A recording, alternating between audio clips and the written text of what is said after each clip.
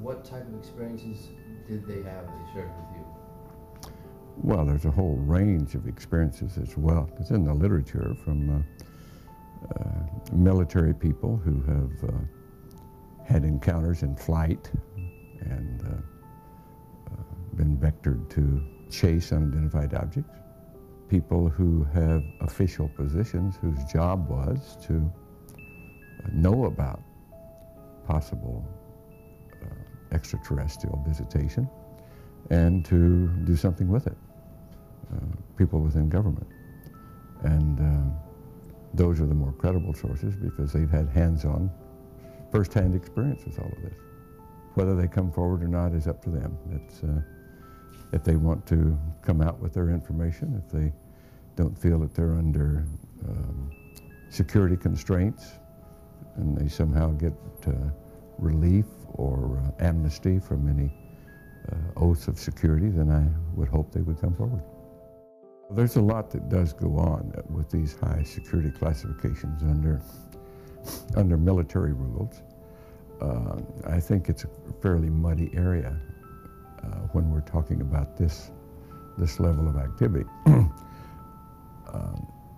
Yes, there are some stories that are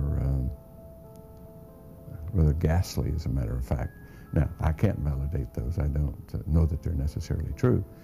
But like many other stories, they put fear in the hearts of people, and that's perhaps why many of the people don't want to come forward. Well, my interest basically is what's the nature of the universe we live in? What is our relationship to the larger reality?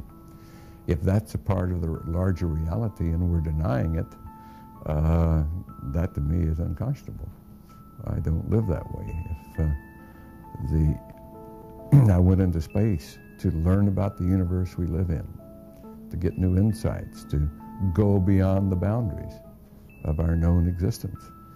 And if these phenomena are really indicators of new information about the cosmos at all and intelligent life in the cosmos and our ability to travel in the cosmos, as circumstantial evidence would suggest, then we ought to get to the bottom of it.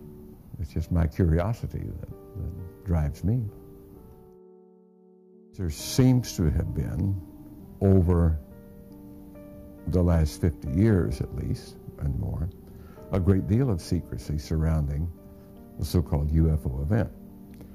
It's a very complex subject. We're not dealing with something that's very simple here. If we take well, we have sightings of all sorts. We've been reported thousands and thousands of sightings for 50 years or so. Large numbers of those sightings are indeed misperceiving natural phenomena in some way. But a large number of them are not misperceiving. They seem to be well-documented events that represent flying craft that do not match anything we have in an earthbound arsenal, which is very short of saying we have validated in the public domain that they are ET craft. We have to rely upon that to get better answers. We have to rely upon people who have been there and interacted, have first-hand data.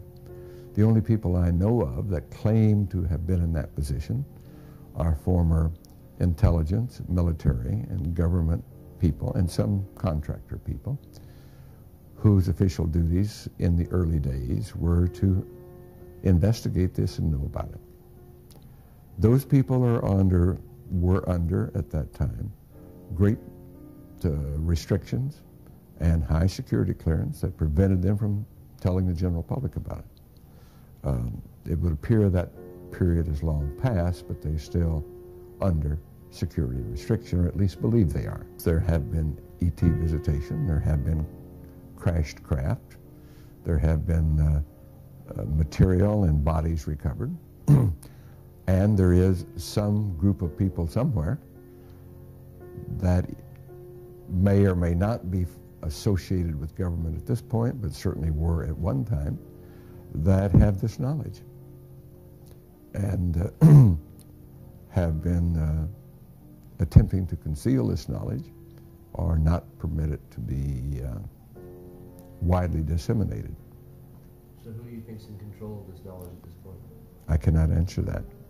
I cannot answer who are these people, but there's a lot of evidence that points to what I call a clandestine group, people who have some quasi-affiliation with government and use certain government facilities, but operate in a rather very stealth and secret way that is not generally under high-level governmental control, as far as we can tell. Yes, there has been ET visitation, and may continue to be. There has been craft that have been recovered. There has been a certain amount of reverse engineering that has allowed some of these craft or some components to be duplicated, and that there are humanoids from our planet, Earthlings, who are utilizing some of this equipment in certain ways, and that perhaps a large part of the activity that's classified as UFO activity, abductions and a whole host of this type of activity, may very well not be due to ET activity at all.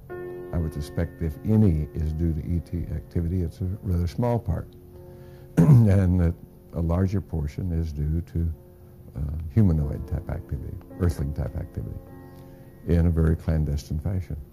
Sort of instill a fear of...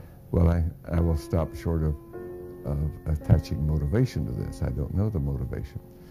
But if it's normal human motivation, it has to do with power and control and greed and money and so forth.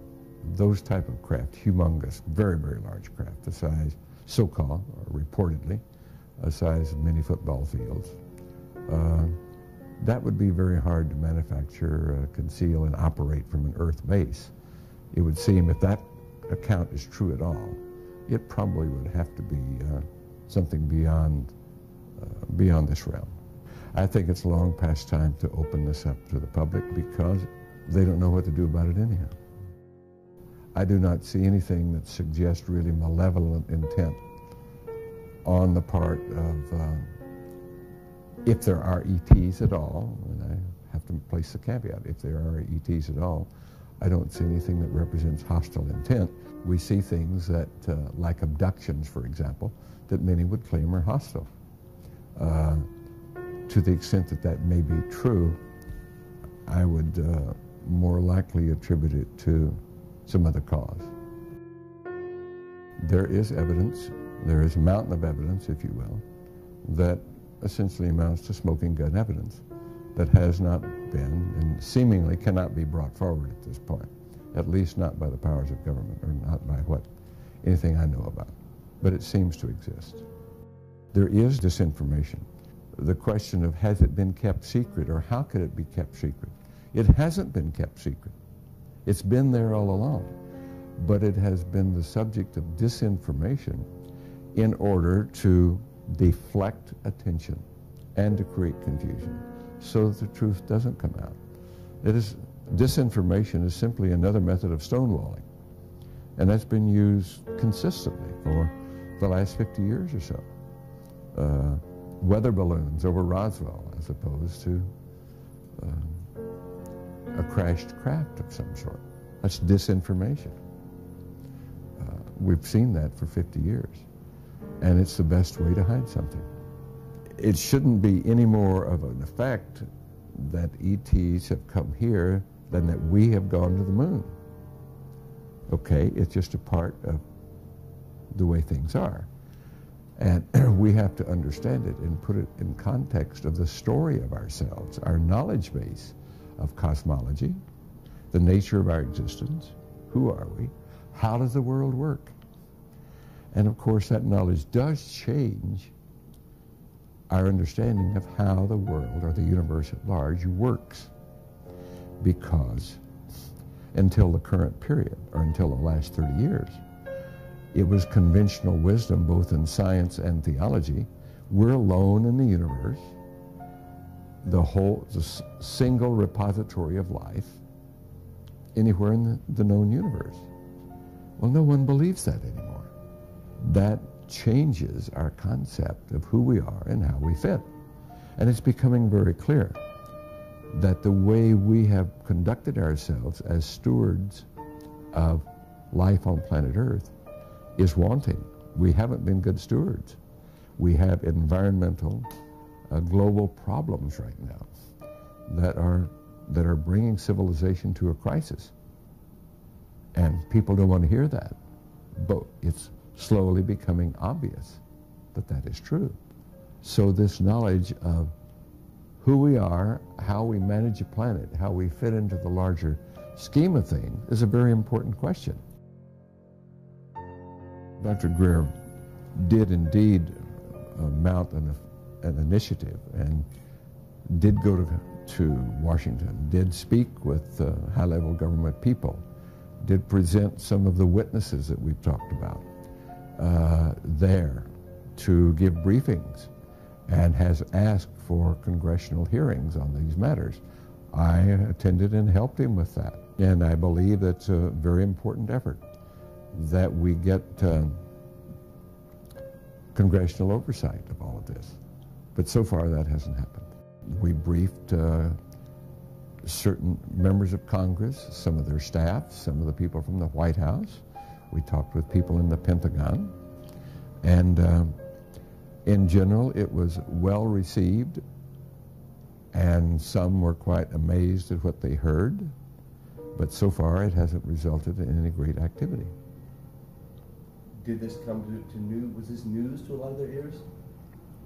To some people, yes. Yes. Others, not really so much. But I will say it led me to the belief that people in high-level government have very, very little, if any, information, valid information about this.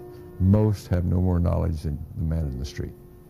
Representatives from the intelligence section, they were out of the loop of the things we're talking about. Does that come to a concern to you? Oh yes, it's a very great concern. I have expressed this concern over and over. That's exactly what I'm saying, is that whatever activity is going on, to the extent that it is a clandestine group, a quasi-government group, a quasi-private group, it is without any type, as far as I can tell, of high-level government oversight. And that is a great concern.